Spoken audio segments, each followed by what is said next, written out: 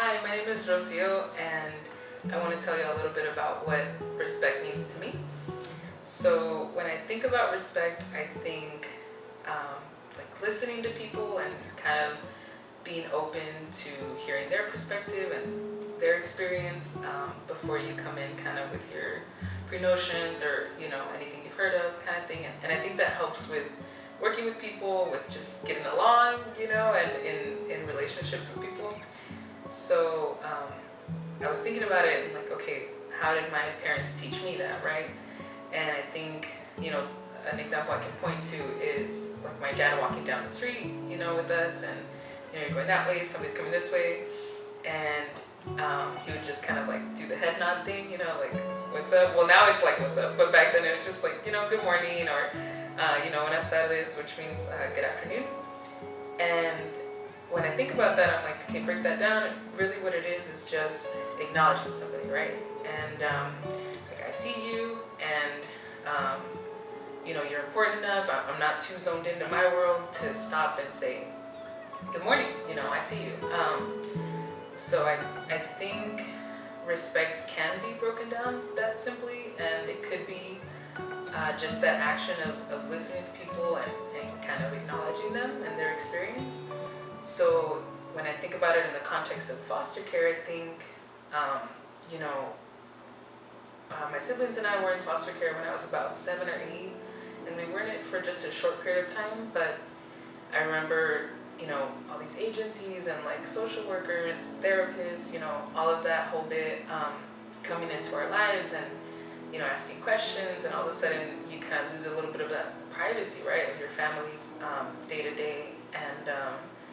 And I feel like respect in that context could look like, just not coming with those prejudgments almost of like, who's the good guy and who's the bad guy, and this is like this and like that. And instead, just kind of listening to the family members and treating them with respect, I think could really help for making that experience a little more positive.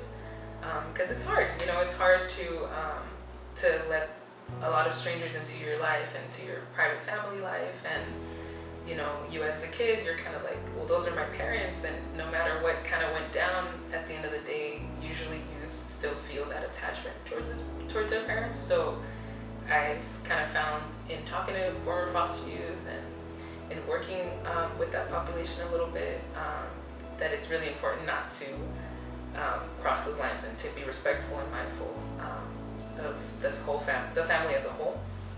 And so fast forward now, I'm 26, and I'm a CASA, which is a court-appointed special advocate.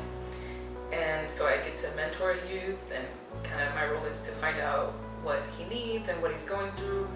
And in doing that, I think I had to learn really fast, that I had to come in with that open mind and listen to his family and get the whole picture to be able to kind of find out what his needs are and where he is. So I've had conversations with like coaches and teachers and aunts and family, and I think it's respect can play a role there by not coming with kind of asking who and what happened for them to get into foster care and who did what, instead kind of just finding out more about the family and building that rapport, building up those relationships, because that's what ultimately is going to help me advocate for this youth to the best of my ability. So I think that's what respect can be broken down to, is just listening and keeping an open mind, and that'll help us be there for each other easier.